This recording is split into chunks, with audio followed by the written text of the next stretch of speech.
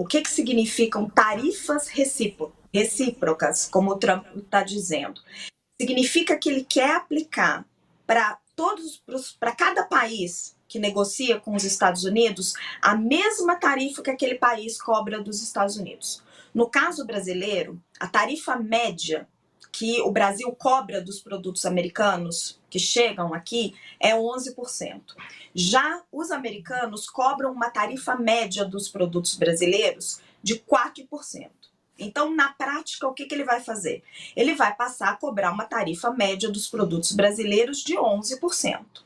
E ele vai fazer isso para todos os países do mundo. Ele vai elevar as tarifas médias americanas cobradas de cada país que os Estados Unidos negocia. Isso é muito ruim para a economia americana, porque na prática ele está encarecendo todos os produtos que os Estados Unidos compram, dizendo que assim ele vai gerar empregos.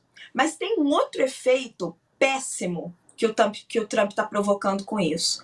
Ele está levando, gente, o comércio global de volta para as regras da Primeira Guerra Mundial. É só isso que ele está fazendo.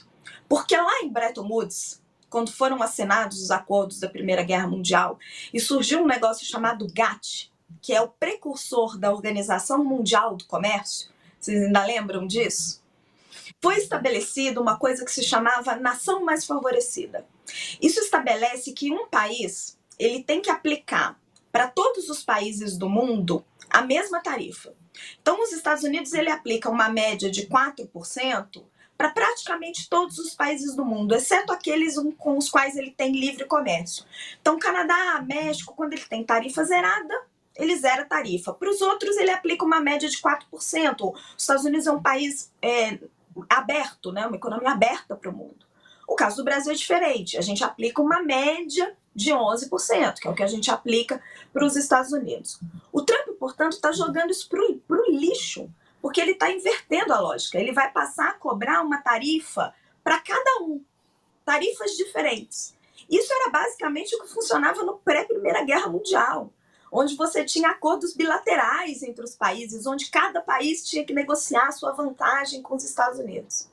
Então eu fui conversar hoje com os especialistas em comércio global, falando, gente, ele está estourando com a OMC, estourando com todas as regras que o mundo negociou desde o fim da Primeira Guerra em termos de comércios globais, né? Eu acompanhei múltiplas negociações, a Mil também, da rodada Doha em vários países do mundo, em vários lugares do mundo. Vai depender muito de como os outros países vão reagir.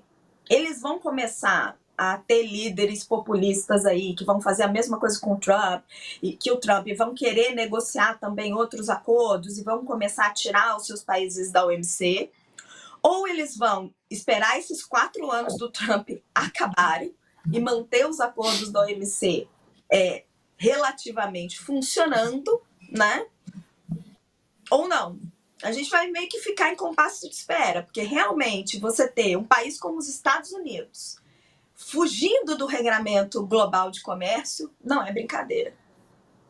A gente estava falando mais cedo com o Graciliano e com o Josias a respeito da resposta do governo brasileiro, que fica aí nessa espera do que pode vir, mas eles colocaram então agora para falar sobre esse assunto com aquela voz calma, tranquila, eu sempre falo governador, é o meu hábito, Geraldo Alckmin, o vice-presidente da República, ministro do Desenvolvimento da Indústria, para falar sobre isso, e ele falou negociação, diálogo, cautela. Eu vou tentar até ser mais calma, né, Josias, que nem o Alckmin fala, né?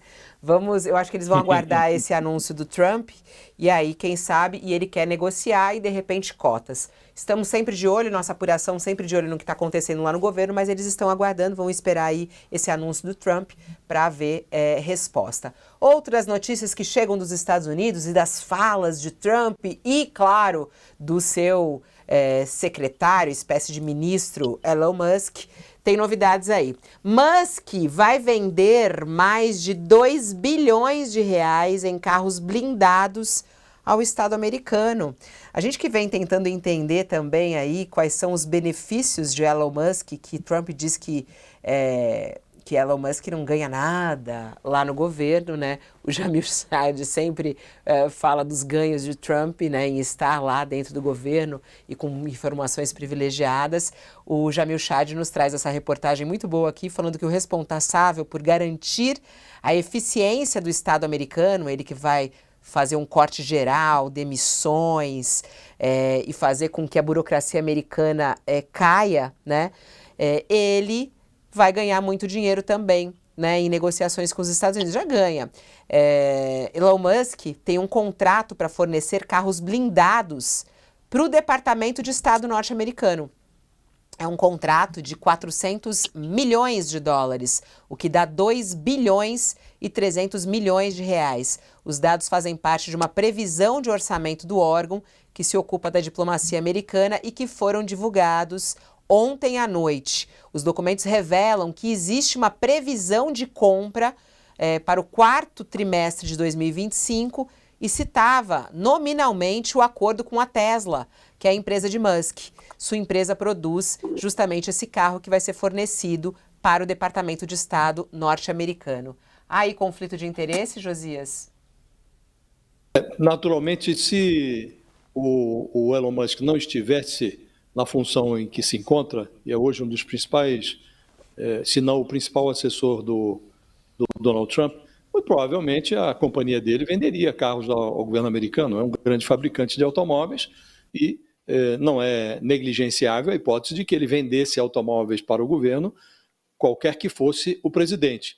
Mas, como ele está ocupando esta função e não se desvinculou de nenhuma das suas funções, atribuições nas suas empresas, na SpaceX, na Tesla, essa fabricante de automóveis, no X, ele continua em todas as suas empresas. Então, o conflito de interesses ele é latente, Fabiola, ele é evidente, mas tem sido assim em relação ao Musk, e o que é mais espantoso é que a reação a algumas decisões do judiciário que vetaram o acesso do Elon Musk a informações consideradas estratégicas, confidenciais, com informações que dizem respeito à intimidade das pessoas, funcionários públicos, pessoas que têm relacionamento com o fisco americano.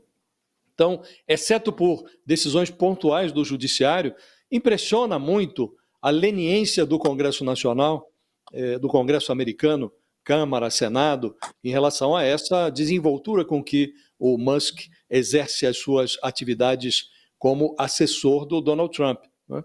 A própria sociedade americana está meio estupefata com a novidade, mas as reações são inferiores à dimensão que o Elon Musk adquiriu, né? E ele entrou como um tipo de auxiliar do Trump que não teve nem que preencher formulários mais comezinhos que dessem ao Estado acesso a informações sobre dados que poderiam realçar esse conflito de interesses, né? Então, é uma realidade nova, surpreendente, e a sociedade e o legislativo nos Estados Unidos se divide entre a estupefação e a inércia.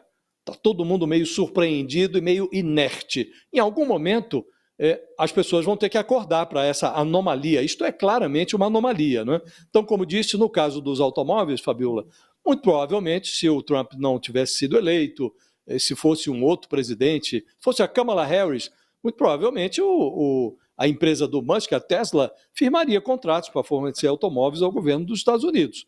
É um importante fabricante de automóveis. Mas, na conjuntura atual, todos esses negócios têm uma cara de conflito de interesses que é muito evidente e, em algum momento, as pessoas vão se dar conta disso, Fabiola. É isso.